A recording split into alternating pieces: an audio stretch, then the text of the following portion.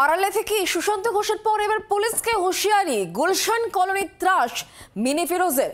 পেটে কেউ লাথি মারলে চুপ করে বসে থাকবেন না বলে হুঁশিয়ারি গুলশান কলোনি ত্রাসের। এখনো পর্যন্ত যেটা আমি করিনি এবার আমি সেটাই করব। আমার পিছনে কিছু লোক লাগিয়ে দেওয়া হয়েছে বলেও তোপ দাগছে মিনি ফিরোজ। গুলশান কলোনিতে বেআইনিভাবে নির্মাণ নিয়ে সরব মিনি ফিরোজ। ভিডিও পোস্ট করে বিস্ফোরক মন্তব্য মিনি ফিরোজের। বারবার হুমকি দিয়ে ভিডিও পোস্টের পরেও কেন অধরা মিনি ফিরোজ, এই প্রশ্ন উঠছে। রাজনৈতিক প্রভাবেই কি পার পেয়ে যাচ্ছে গুলশান কলোনি ত্রাস?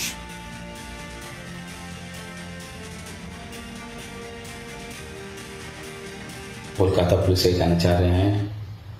हैदर बोला है कि मेरा जो ऑटो चलता है 116 नंबर रोड में उसको चलने नहीं देगा, ऑटो तोड़ देगा।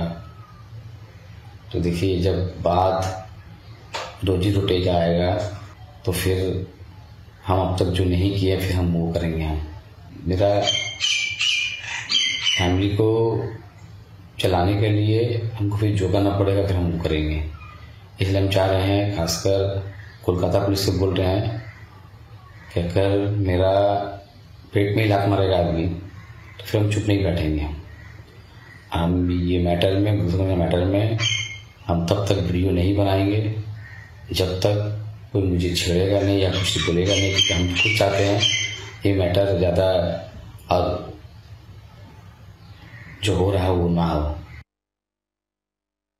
মিনি ফিরোজের একের পর এক ভিডিও পোস্ট, এবং যেখানে একদিকে পুলিশ আর অন্যদিকে সুশান্ত ঘোষ, তাকে তিনি কিন্তু নিশানা করে একের পর এক পোস্ট করছেন। সুশান্ত ঘোষ কাউন্সিলর, 12 তারিখ তিনি কি অভিযোগ করেছিলেন তার বক্তব্য শোনাবো। পুলিশকে গত 2 সপ্তাহ ধরে কন্টিনিউ বলা হয়েছে, আমি নিজে ফোন করেছি একাধিকবার ওসিকে, কিন্তু সঠিক সময় ব্যবস্থা নিলে কালকের ঘটনাটা এড়ানো যেত। তার বিরুদ্ধে 150-200 মামলার আসামি, থানাকে বললে থানা বলছে কী করবো, আমাদের কোনো আইন নেই অ্যারেস্ট করবার। তা ক্রিমিনালদের যদি এরমভাবে মাথায় তুলে দেওয়া যা জিনিস যেটা হওয়া সেটা হবে। গোটা ঘটনায় রাজনৈতিক চাপানুতোর তুঙ্গে বিজেপির তরফ থেকে সুকান্ত মজুমদার, তিনি কি বলছেন পাল্টা তৃণমূল কংগ্রেস নেতা কুণাল ঘোষ, তারই বা কি বক্তব্য শোনাবো। পশ্চিমবঙ্গের পুলিশ জানেন তো হাডুডু খেলছে এখন, বা কাবাডি খেলছে, কি খেলছে আমরা জানি না। ওই ধরবো করছি কিন্তু ধরতে পারছি না। বাংলা গানটা শুনেছেন তো? এখন ওটাই মোটো হয়ে গেছে পশ্চিমবঙ্গ পুলিশের।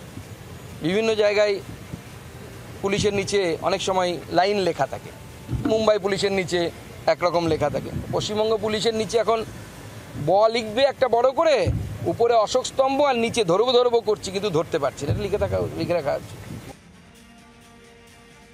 দেখুন, এগুলো একটা বিচ্ছিন্ন কোনো ঘটনা, কিভাবে হলো, কারা করলো, এটা পরিকল্পিত চিত্রনাট্য করা কিনা, সেগুলো পুলিশ প্রশাসন তদন্ত করে দেখছে।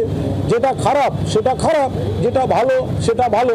কোথাও কোনো খারাপ জিনিস হলে আমরা তো সেটা জাস্টিফাই করতে যাব না, সেটা পুলিশ দেখছে। বাংলার আওয়াজ, বাঙালির আবেগ, জি 24 ঘন্টা।